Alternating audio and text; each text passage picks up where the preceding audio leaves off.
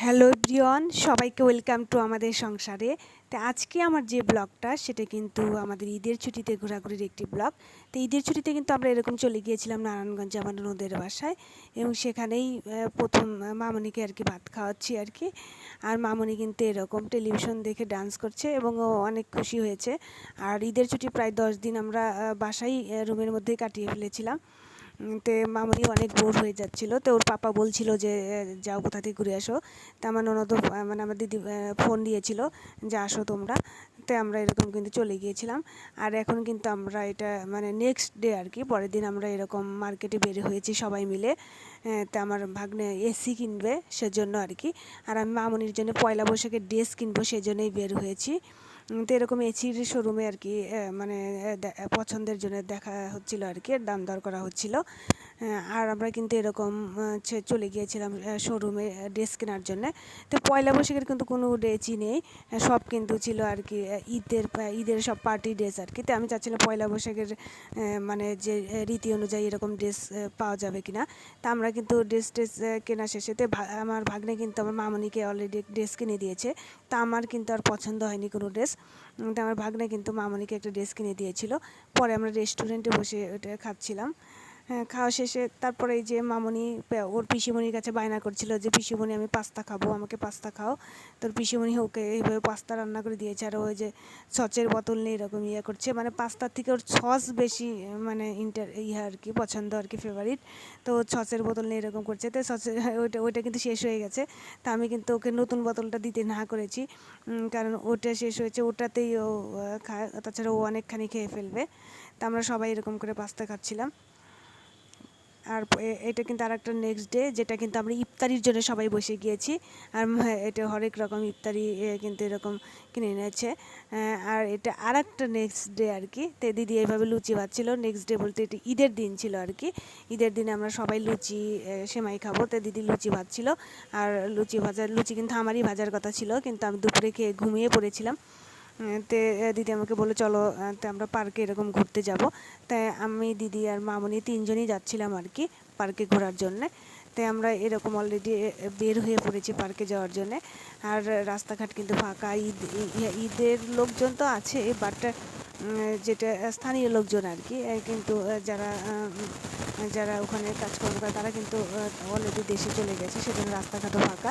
তা আমরা কিন্তু অটোওয়ালাকে বললাম, সামনের অটোটাকে, কিন্তু অটোওয়ালা মানে রিক্সা বা অটোই বলে ওটা। তো উনি কিন্তু যাবে না, যেই শুনলো পার্কের কথা বললো না ওখানে প্রচুর ভিড় আছে, ওখানে আজকে যাব না। তা আমরা এরকম কিন্তু হাঁটা শুরু করেছি। আর এই যে অনেকগুলো অটো আসছে, কিন্তু সবগুলোই কিন্তু লোক ভর্তি, মানে একটাও কিন্তু ফাঁকা নেই। তা আমাদের মেন রোডে গিয়ে আর কি অটো ধরতে হবে। তা আমরা এরকম করে হাঁটছিলাম আর কি। তাই যেহেতু ঈদের দিন আর কি, অনেক লোকজনই বের হয়েছে। আর ঈদ বলতে হচ্ছে কিন্তু সবারই, কিন্তু আমাদের নিজেদেরও কিন্তু খুবই আনন্দ লাগে আর কি। যে কোনো অকেশন সেটা মানে যার যার ইয়াই হোক না কেন আর কি, মানে খুবই ভালো লাগে আর কি কোনো অকেশনে সবাই মিলে উদযাপন করা আর কি। তে আমরা কিন্তু এরকম বের হয়ে গেছি, একটাও অটো পাচ্ছি না, সবগুলো অটো কিন্তু এরকম ভর্তি আর কি। তো এটা কিন্তু আমরা মেন রোডে চলে এসেছি, এখানেও কিন্তু অটো পাওয়া যাচ্ছে না। তারপর অনেকক্ষণ আমরা দাঁড়িয়েছিলাম, অনেকক্ষণ দাঁড়িয়ে থাকতে থাকতে আমরা কিন্তু একটা অটো পেয়েছি অলরেডি। তা আমরা কিন্তু চড়েছি সেই অটোতে, এবং অটোতে চড়ে কিন্তু আমরা অলরেডি পার্কে চলে এসেছি। এটা কিন্তু চৌরঙ্গি ফ্যান্টাসি পার্ক আর কি। তা আমরা কিন্তু এখানে এসেছি। আর এখানে কিন্তু প্রচুর লোকজন আর কি, যেহেতু মানে হচ্ছে ঈদ উপলক্ষে আর কি, সবাই চাই একটু বিনোদনমূলক কেন্দ্রে ঘোরার জন্য আর কি। তা আমরা কিন্তু যখন চলে এসেছি তখন প্রায় সন্ধ্যা সন্ধ্যা আর কি। আমরা একটু ঘুমিয়েছিলাম এবং উঠতে দেরি হয়ে গেছে, কিন্তু দেরি হয়েছে, যার জন্যই কিন্তু আর সন্ধ্যা লেগে গেছে। তার এখানে চারপাশে কিন্তু প্রচুর দোকানপাট বসেছে, যদিও ঈদের ইয়া, কিন্তু তারপরে কিন্তু লোকজন কিন্তু অনেক দোকানপাট দিয়ে বসেছে এখানে। তো আমরা কিন্তু এই পার্কটাতে চলে এসেছি অলরেডি। তো এখন টিকিট কাটতে, ভিতরে গিয়ে টিকিট কাটতে হবে আর কি। তো আমি মামনিকে ধরছিলাম আর কি। দিদি বললো যে তুমি এখানে দাঁড়াও, আমি টিকিট কাটছি আর কি। তা আমরা টিকিটের মূল্যটা শুনলাম আর কি, মানে একজনের 100 টাকা করে আর কি। একজনের 100 টাকা, এবং একটা রাইড ফ্রি, 60 টাকা মূল্যের একটা রাইড ফ্রি, যে কোনো একটা রাইড ফ্রি।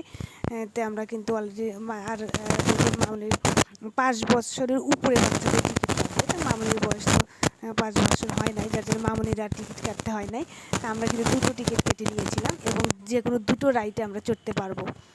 তে আমরা কিন্তু এরকম পার্কের ভিতরে চলেছি এবং এতটাই ভিড় ছিল পার্কের মধ্যে, মানে হচ্ছে মনে হচ্ছে যে পা ফেলানোর জায়গা ছিল না আর কি।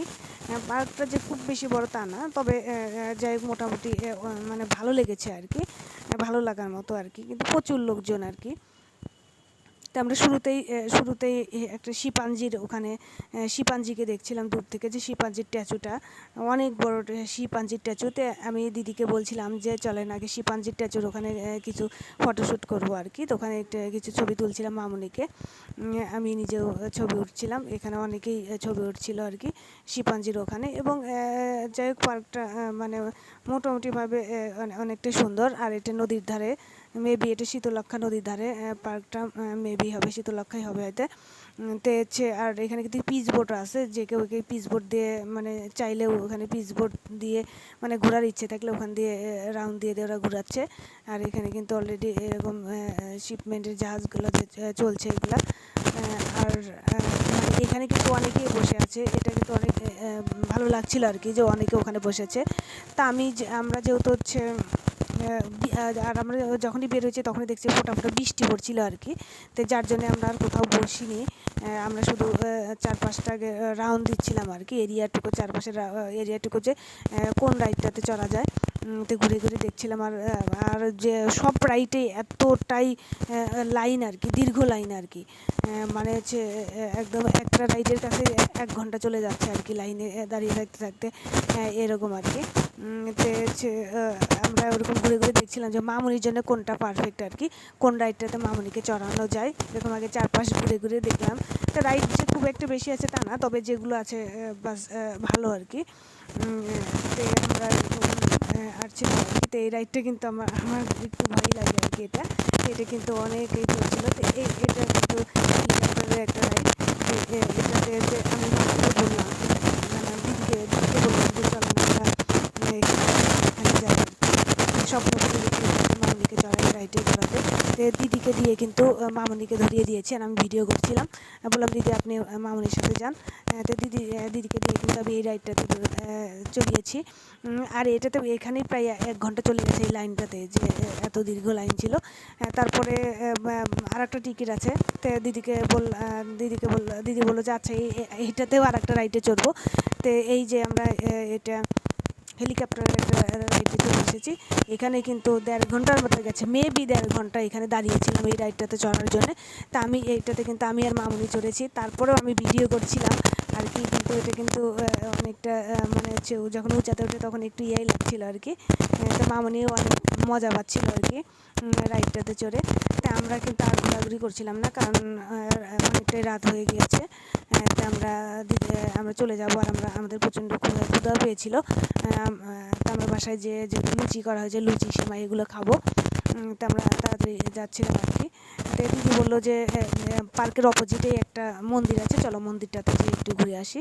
তো আমরা এরকম পার্কের অপোজিটে মন্দিরটাতে এসেছিলাম, যেহেতু আমরা বসিনি আর কি, সময়ের অভাবে। তা এই মন্দিরটাতে কিন্তু আমি আগেও এসেছিলাম, যখন আমি এই মন্দিরটাতে ঢুকলাম তখন বললাম দিদি এই মন্দিরটাতে তো আমি আগেও এসেছিলাম। তো ওকে, এই তো আমার ব্লগ নারায়ণগঞ্জে ঘোরাঘুরির। ওকে, সবাই ভালো থাকবেন, বাই বাই। ভিডিওটা ভালো লাগলো